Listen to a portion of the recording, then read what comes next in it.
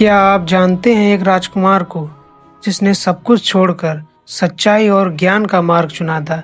ऐसा क्या हुआ था उस राजकुमार के साथ जो उसने ज्ञान का मार्ग चुना। आज हम जानेंगे इन सभी बातों को। जी नमस्कार दोस्तों, मेरा नाम है प्रशांत और आप देख रहे हैं हिस्ट्री सर्च।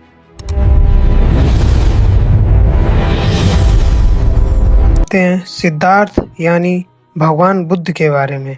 उनका जन्म 563 ईसा पूर्व नेपाल के कपिलवस्तु के पास लुम्बिनी नामक स्थान पर हुआ था। गौतम बुद्ध के पिता का नाम शुद्धोधन था, जो कि कपिलवस्तु के राजा थे और शाक्य वंश के प्रमुख थे। उनकी माता का नाम महामाया था। ऐसा कहा जाता है कि सिद्धार्थ के जन्म से पूर्व ही उनकी माता को स्वप्न में हाथी, कमल, सरोवर इत्यादि देखा था।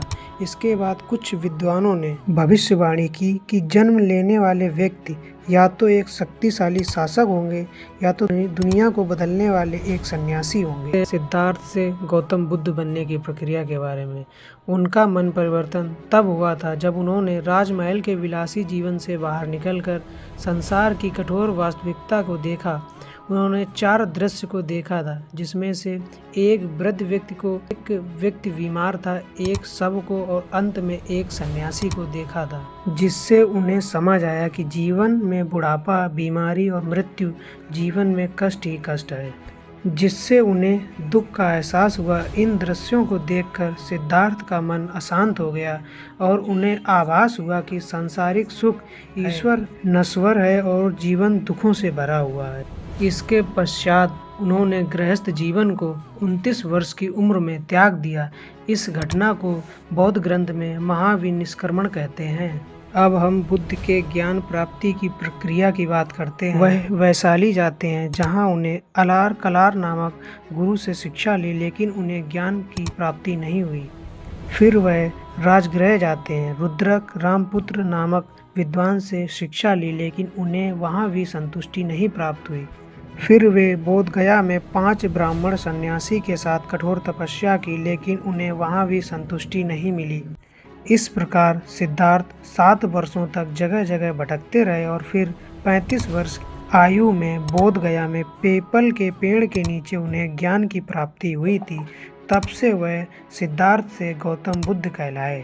भगवान बुद्ध को ज्ञान प्राप्ति के पश्चात उन्होंने अपना पहला उपदेश सारनाथ में दिया था। बौद्ध धर्म में इस घटना को धर्मचक्र प्रवर्तन कहते हैं। फिर इसके पश्चात भगवान बुद्ध ने वाराणसी, नालंदा, चंपा, राजगृह, कौशल, कौशाम्बी, वज्जी, मल्ल, कपिलवस्तु इत्यादि क्षेत्रों में यात्राएं की और अपने उपदेशों को दिया था। भगवान बुद्ध प्रतिदिन 20 से 30 किलोमीटर तक यात्रा किया करते थे और अपने उपदेशों को दिया करते थे।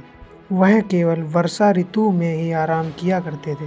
अब हम बौद्ध धर्म को संरक्षण देने वाले राजवंशों की बात करते हैं, जिसमें से प्रथम है हर्यक वंश, जिसके बिंबिसार और अजातशत्रु ने शुरुआती बौद्ध धर्म को संरक्षण दिया था, जिसमें अजातशत्रु ने प्रथम बौद्ध संगीति का आयोजन किया था।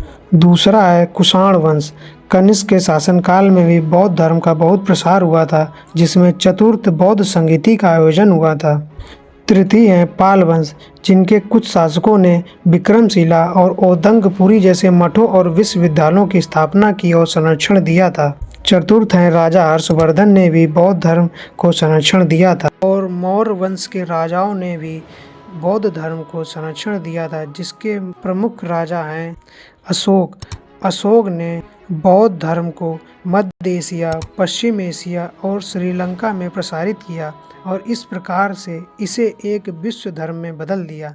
आज भी श्रीलंका, बर्मा, तिब्बत, चीन, जापान के कुछ हिस्सों में बौद्ध धर्म। अब हम बात करते हैं भगवान बुद्ध का महापरिनिर्वाण 483 ईसा पूर्व में आधुनिक उत्तर प्रदेश के कुशीनगर में लगभग 80 वर्ष की आयु में हुआ था।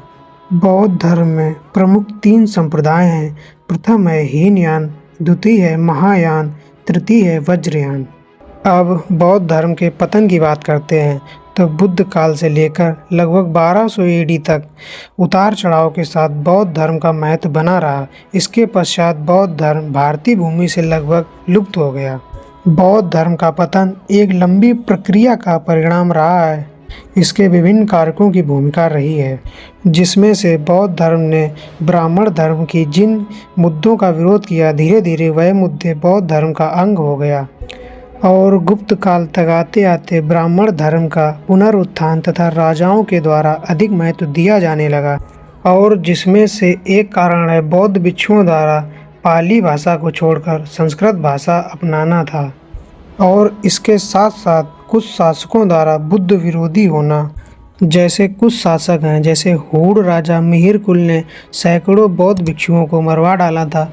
गौड़ के शैव शशांक ने बोधि वृक्ष, वही वृक्ष जिसके नीचे भगवान बुद्ध को ज्ञान की प्राप्ति हुई थी, उसे भी कटवा दिया था।